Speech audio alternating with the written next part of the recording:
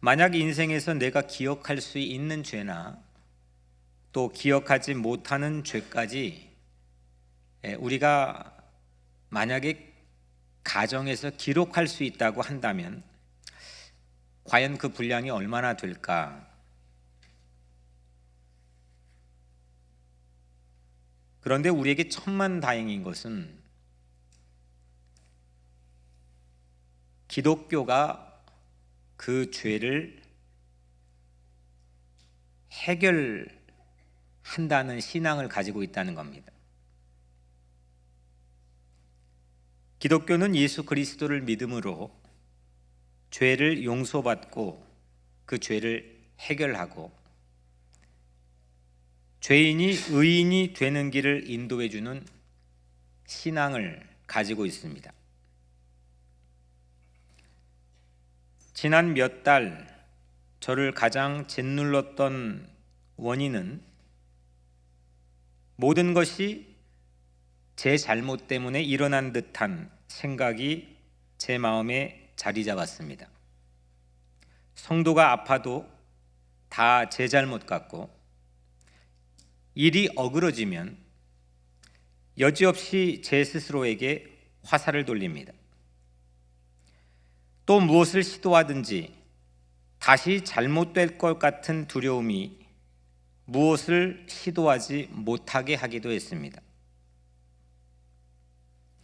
물론 오늘날의 기독교는 죄의 문제를 깊게 다루지 않는 편인 듯합니다. 제가 어린 시절 대한민국 전라도의 한 시골에서 보았던 기독교와 오늘 목회자로 뉴욕에서 바라보고 있는 기독교를 굳이 비교의 차이점을 하나 꼽아보라고 한다면 죄악의 문제를 깊게 다루지 않는다는 겁니다. 은근슬쩍 넘어가려고 합니다. 물론 내 대신 죄를 짊어진 예수의 대속, 이 예수의 대속은 우리의 모든 죄를 해결하는 만병통치약이지만 이 만병통치약을 악용하는 경향도 우리는 곧잘 보게 됩니다. 그래서 은혜를 면죄부로 잘못 사용하기도 합니다. 마치 교회가 흥신소와 같아질 때가 있습니다. 흥신소는 고객의 요청에 따라 대가를 받고 기업, 개인을 조사하여 알려주는 사설기관입니다. 마치 교회가 이처럼 대가를 받고 쉽게 죄를 해결해 주는 곳처럼 여겨집니다.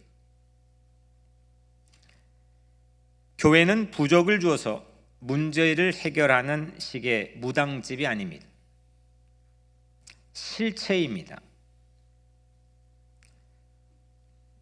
이렇게 가상으로 해보면 아마 저렇게 해결될 가능성이 있을 거야 라고 제시하는 것이 아닙니다. 교회는 실체, 역사적 사실 위에 서 있습니다. 예수께서 십자가에 죽으셨다는 사실, 그리고 그 팩트, 사실에 대한 우리의 태도와 자세, 다시 말하면 이 사실을 믿느냐, 믿지 않느냐, 이것으로 우리의 증가해가는 죄의 무게를 재는 저울 눈금을 하나님은 전부 다 제로로 만드실 수 있다고 하는 이 신앙을 우리 모두는 가지고 있습니다.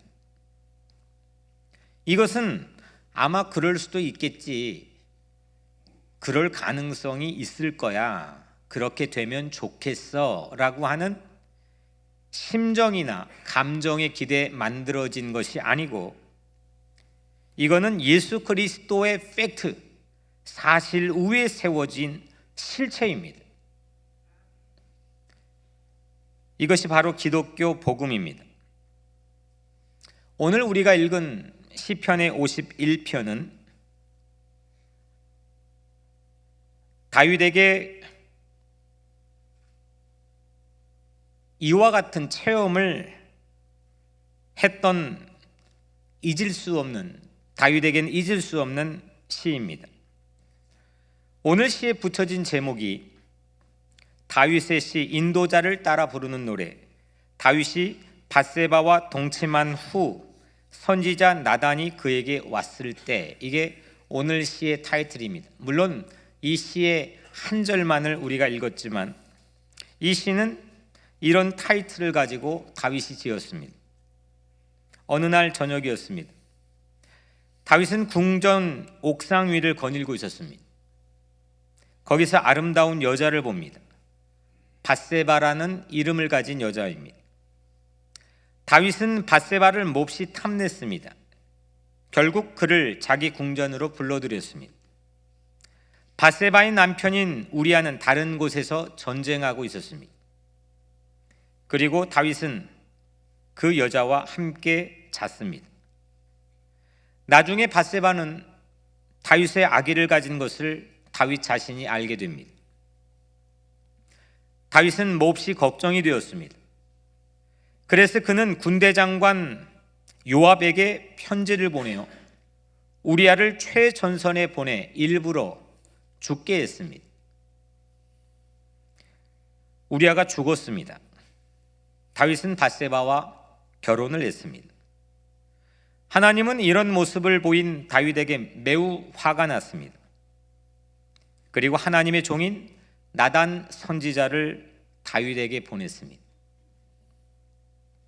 그리고 다윗의 죄를 알게 했습니다. 다윗은 자기가 저지른 이 일에 몹시 후회했습니다.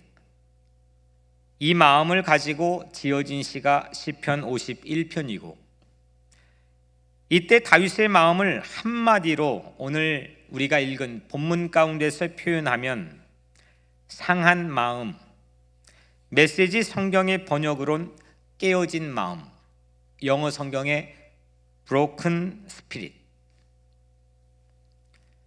오늘 본문을 다시 읽어보면 하나님께서 구하시는 제사는 상한 심령이라, 하나님이 상하고 통회하는 마음을 주께서 멸시하지 아니하시리이다. 다음은 유진 피터슨의 메시지 성경 번역입니다. 내 자만심이 산산이 부서진 순간 내가 하나님께 경배하기를 배웠습니다. 깨어진 마음으로 사랑할 각오가 된 사람은 잠시라도 하나님 관심 밖으로 밀려나지 않습니다. 참다운 예배는 내 자만심이 산산이 조각나 부서진 순간 배울 수 있다는 것입니다. 이것이 깨어진 마음, 상한 마음입니다. 마음이 부서지고 깨어졌어도 주님 앞에 나와 사랑을 포기하지 않고 주님을 사랑할 각오로 선 것을 참 믿음이라고 하기 때문입니다. 깨어진 마음으로 주님 앞에 나오면 결코 하나님 관심 밖으로 밀려나지 않습니다. 깨어진 마음은 죄로 인해 주님 앞에 애통해하는 마음입니다. 마태복음 5장 4절, 애통하는 자는 복이 있나니 그들이 위로를 받을 것이며, 메시지 성경에 이 똑같은 본문을 다시 읽어드리면 가장 소중한 것을 잃었다고 느끼는 너희는 복이 있다. 그때야 너희는 가장 소중한 분의 품에 안길 수가 있다. 내게 가장 소중한 것을 잃어버렸을 때 그때야 우리는 소중한 품에 안길 수가 있고, 내게 가장 가치 있는 것을 잃어버렸을 때 우리는 그 가치의 중요함을 깨닫고 그 가치와 만날 수 있게 되는 겁니다. 애통, 이 애통은 새벽 닭 울음소리를 들었을 때 자신의 배신을 괴로워했던 사람, 베드로가 고뇌했던 그 마음을 애통이라고 합니다. 그래서 오늘 말씀에 근거하면 이 애통은 예배의 마스터키입니다. 예배의 모든 것을 열어주는 열쇠와 같은 그 마음은 애통하는 마음입니다. 깨어진 마음, 기도하는 마음입니다. 상한 마음, 긍휼히 여김을 받을 수 있는, 그리고 사랑을 받을 수 있는 지름길이 상한 마음입니다. 왜냐하면 애통은 예수 그리스도의 십자가를 바라보게 합니다. 애통하는 자는 예수 십자가만을 의지하게 합니다. 깨어진 마음은 은혜의 보좌 앞으로 담대히 나아가 긍휼히 여김을 받게 합니다. 오늘 함께 이 말씀을 나누는, 이 말씀을 듣는 여러분들 모두는 깨어진 마음, 상한 마음, 애통하는 마음을 잃어버리지 마시기를 축복합니다. 깨어진 마음의 대표적인 모습 하나를 예수님께서 우리에게 소개해 주셨습니다. 한 세리입니다. 세금을 징수하는 사람인데, 당시 예수님 말씀했을 당시 이 세리는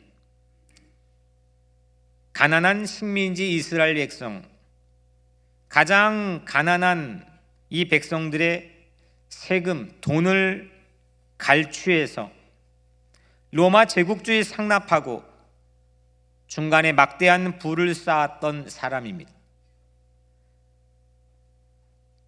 그래서 이런 직업을 가진 사람은 매국노입니다. 당시의 세리는 그래서 악의 표상이었습니다. 반면에 바리새인은 율법을 떠나지 않고 지키는 올바름의 표상이었습니다. 의인의 표상이었습니다. 어느 날 성전에 바리새인과 세리가 올라가 기도했습니다. 바리새인은 자기의 의를 열거하면서 기도했습니다. 난 이것도 잘했고 저것도 잘했고, 그리고 바리새인은 자기가 저 세리와 같지 않음을 감사하면서 기도했습니다. 이것이 바리새인의 죄를 이기는 방법이었습니다. 누군가와 상대적 비교를 통해 스스로의 죄에 대한 책임을 모면하는 것, 이것이 바리새식 죄를 이기는 방법이었습니다. 쟤보다는 그래도 내가 낫지, 저 그룹보다는 그래도 우리가 낫지. 이런 방법이 손쉽게 죄를 이기는 방법이 될 수 있습니다. 반면에 세리는 기도하는 행동이 매우 특별합니다. 성전의 중심에 가까이 오지도 못했습니다. 후미진 곳에 구부정하게 웅크려서 감히 얼굴을 들지 못했습니다. 하늘을 쳐다보지 못하고 가슴을 치며 내가 죄인이라며 기도했습니다. 바리새인과 비교해 그가 입술로 기도한 기도의 언어는 매우 작습니다. 내가 죄인입니다. 이게 전부입니다. 도리어 그 기도의 언어보다 그가 보여준 기도의 모습, 행동이 이 세리는 훨씬 많이 있었습니다. 그날 예수님에게 옳다함을 받은 사람은 바리새인이 아니었습니다. 놀랍게도 그날 예수님에게 옳다함을 받은 사람은 세리였습니다. 바리새인은 자기가 세리 같지 않음을 감사했지만, 하나님은 바리새인이 세리와 같지 않음을 유감으로 생각했습니다. 바리새인은 깨어진 마음, 상한 마음, 애통하는 마음이 없었기 때문입니다. 하나님께서는 죄인 세리에게 올바르다, 의롭다는 표현을 하셨습니다. 세리는 대단한 믿음의 행위를 보여준 것도 아닙니다. 대단한 기도의 언어를 나열한 것도 아닙니다. 그냥 애통해했습니다. 그냥 상한 마음을 가지고, 깨어진 마음을 가지고 애통해했습니다. 그런데 의롭게 여김을 받았습니다. 믿음으로 의롭게 여김을 받아서 죄의 문제를 해결한다. 이거는 바울이 우리에게 주장한 의인론의 핵심입니다. 이 세리가 보여준 의롭게 된 경유의 공식과 바울이 우리에게 의인론을 말한 이 공식을 오버랩 시켜보면 결국 애통이 믿음입니다. 하나님이 크게 쓰신 사람들을 면면을 보면 자기 스스로의 죄에 대해 매우 예민하고 민감한 사람들입니다. 다윗이 그랬습니다. 그리고 바울도 그랬습니다. 다윗은 범죄 후에 눈물로 침상을 띄운다고 표현할 만큼 처절한 회개를 했습니다. 바울은 과거 예수 믿는 사람을 박해했던 자기의 기억을 떠올리며 이젠 그러지 않는 상황인데도 불구하고 자기 자신을 죄인 중에 괴수라고 표현했습니다. 자기를 들여다볼 줄 아는 사람이 장수입니다. 그리고 상한 마음은 이 믿음의 장수에게는 최상의 무기가 됩니다. 그러나 보통 우리들은 자기 죄에 대하여 바리새인들처럼 둔감하기가 쉽습니다. 나를 들여다보고, 나를 관찰하고, 나를 인정하고, 나를 고백하고,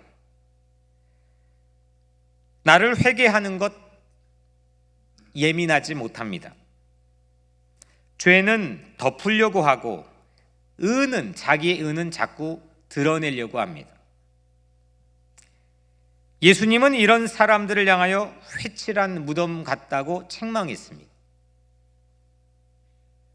죄를 덮으면 삶이 무덤이 됩니다.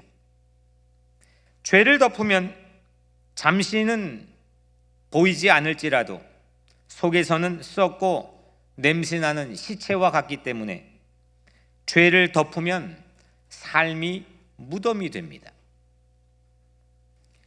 예수님께서는 내 모든 불의와 죄를 사하여 주시기 위해 십자가에 달려 돌아가셨습니다. 그리고 내 죄를 마침내 대속해 주셨습니다. 그럼에도 불구하고 세상에는 구원받지 못하고 죽는 사람들이 있습니다. 안타깝게도 많습니다. 십자가의 능력이 미치지 못하기 때문이 아니고 그들이 세상에서 올바른 행동과 선한 행동과 정의로운 행동을 덜 해서도 아닙니다. 하나님이 십자가를 통해 내민 손 앞에서 내가 깨어진 상한 마음으로 애통해하지 않았기 때문입니다. 애통해하는 것은 진실로 예수의 피 묻은 못 박힌 손을 붙잡는 행위입니다. 깨어진 마음은 그래서 십자가를 붙잡는 우리들의 손과 같습니다. 세리는 자신의 매국적인 죄를 깨닫고 하늘을 우러러 한 점이 아니라 100점, 1000점 부끄러웠습니다. 그래서 가슴을 치며 애통해했습니다. 이때 예수님은 바리새인의 손이 아니라 세리의 손을 붙잡아 주었습니다. 오늘 이 말씀을 듣고 있는 여러분들 모두는 십자가를 붙잡을 수 있는 깨어진 마음에 애통해하는 복을 받으시기를 축복합니다. 깨어진 마음은 초심으로 돌아가는 겁니다. 상한 마음은 처음 마음을 회복하는 것입니다. 애통은 모든 것을 다시 시작, 리셋하는 버튼입니다. 애통해하는 사람의 면면을 생각해 보면 다시 시작할 기회를 부여받는 겁니다. 깨어진 마음은 때묻지 않는 순수의 자리로 우리를 돌이켜 세워주는 것이며 하나님은 그것을 결코 멸하지 않으십니다. 그래서 깨어진 애통의 마음에 성령님은 기름을 부어주십니다. 기쁨의 기름을 부어주십니다. 깨어진 상한 애통의 마음에 성령님은 평안의 기름을 부어주십니다. 애통하는 자는 위로를 받는 복을 받습니다. 위로를 받으면 내 편을 확인할 수가 있습니다. 위로를 받으면 평안을 누립니다. 애통할 수 있다면 살아나지만 애통에 장애가 생기기 시작하면 살아나지 못합니다. 깨어진 마음에서 참 기쁨이 샘솟듯이 나오는 겁니다. 깨어진 마음을 쉽게 건너뛸 생각을 버립시다. 중세 면죄부는 깨어진 마음을 마비시키는 중독제였습니다. 당시 사제의 교권을 유지하기 위한, 교회의 건축을 하기 위한 목적을 가지고 자그마한 책을 판매했는데 그것이 면죄부입니다. 그 면죄부는 죄를 면하게 하는 책입니다. 돈과 맞바꾸어 팔았던 이 중세의 면죄부는 모든 백성과 사제들의 깨어진 마음을 마비시키는 중독제였습니다. 깨어진 마음이 마비되면 부패합니다. 상한 마음이 마비되면 망하게 됩니다. 그래서 애통과 위로는 동전의 양면과 같습니다. 애통하면 위로를 받습니다. 애통하는 자에게는 위로가 찾아옵니다. 깨어진 마음과 예배의 은혜는 손바닥의 앞 뒷면과 같습니다. 깨어진 마음으로 하나님 앞에 나오면 은혜를 받습니다. 상한 마음으로 기도하면 찬양하는 기쁨을 우리에게 부어주십니다. 하지만 마지막으로 우리의 애통은, 사실 우리는 애통할 능력이 없습니다. 공감할 능력이 없습니다. 아파하는 사람을 봐도 욥의 세 친구들처럼 가르치고 싶어 할지언정 함께 아파하는 게 쉽지 않습니다.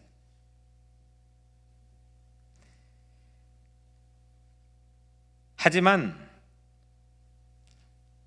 하나님께서 인간을 처음 만드실 때 하나님의 형상으로 만들어 주셨습니다.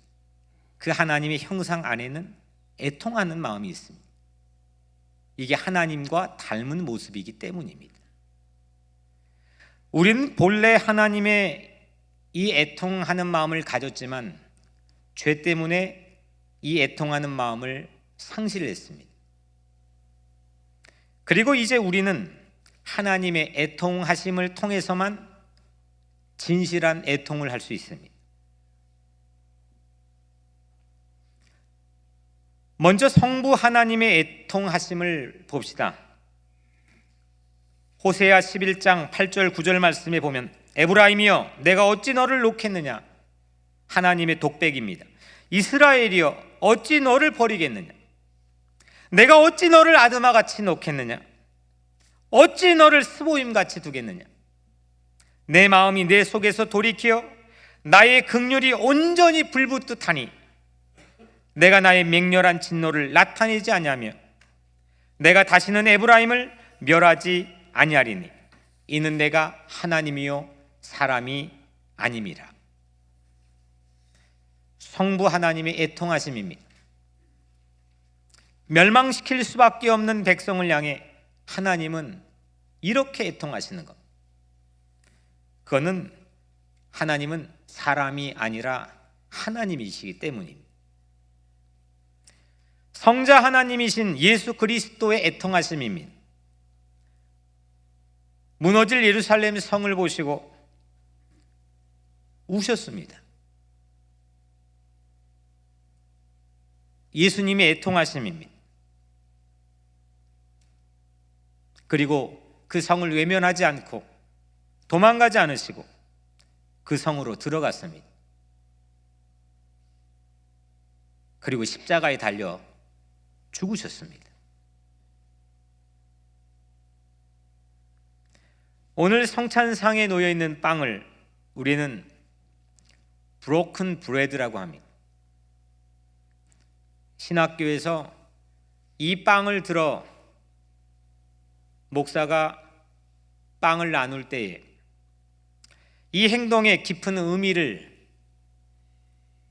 한 클래스 안에서 배운 기억이 있습니다.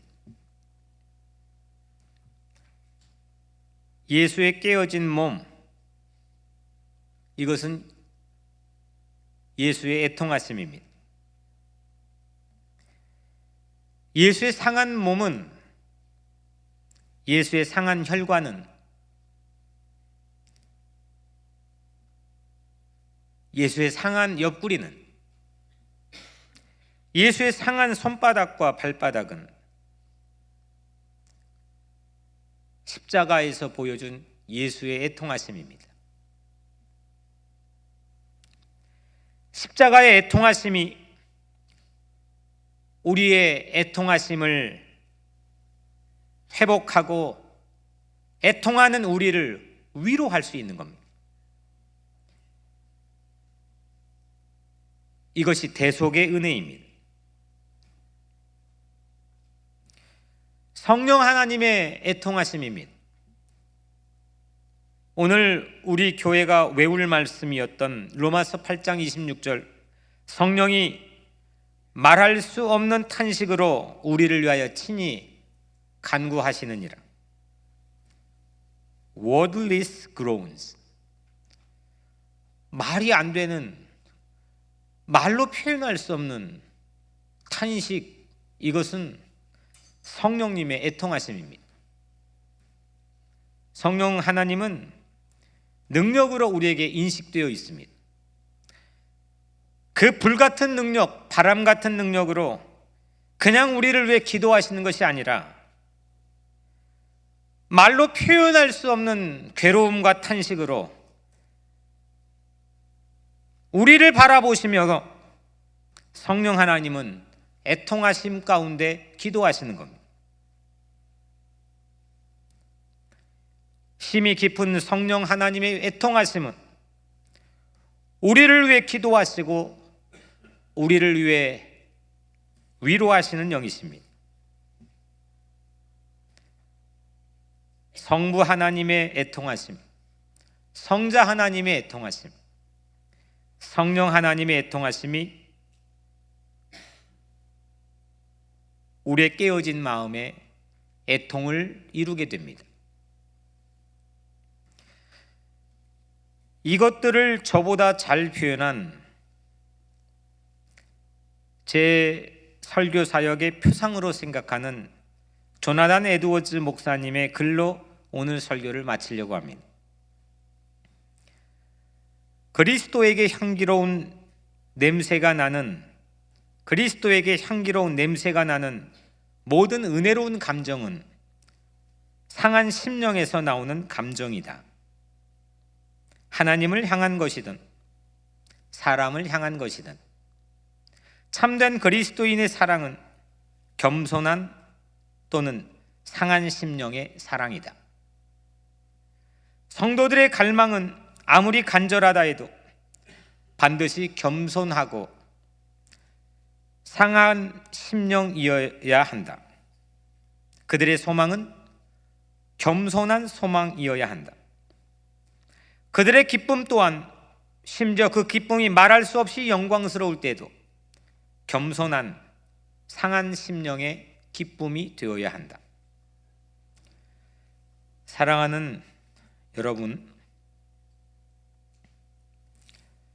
9년을 여러분들과 함께 달려왔습니다. 앞으로 얼마나 제가 여러분들과 함께 달려갈지 우리는 알지 못합니다. 이 교회는 흥신소가 아닙니다. 그리고 기독교의 설교는 면죄부 같은 부적이 아닙니다. 하지만 애통하는 교회는 죄를 이기고 십자가를 붙잡습니다. 깨어진 마음으로 드리는 예배에는 심령이 살아나고 기쁨의 찬양이 있습니다. 깨어진 마음은 우리 모든 것들을 하나님 앞에서 리셋 시켜줍니다. 처음으로 회복시켜 주십니다.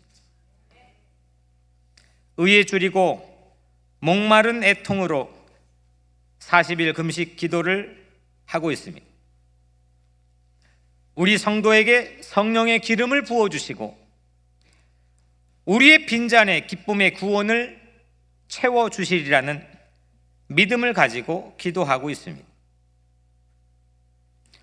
사랑하는 오늘 여러분들의 모든 삶 속에 양심이 마비된 이 시대 속에서 깨어진 마음으로, 상한 심령으로, 애통해하는 마음으로 주님 앞에 설 때에 하나님의 애통하심이 여러분들을 위로할 것입니다. 하나님의 애통하심이 여러분들에게 새 길을 안내할 것이고 하나님의 애통하심이 여러분들에게 새로운 회복을 선사해 주실 줄로 믿습니다. 기도하겠습니다.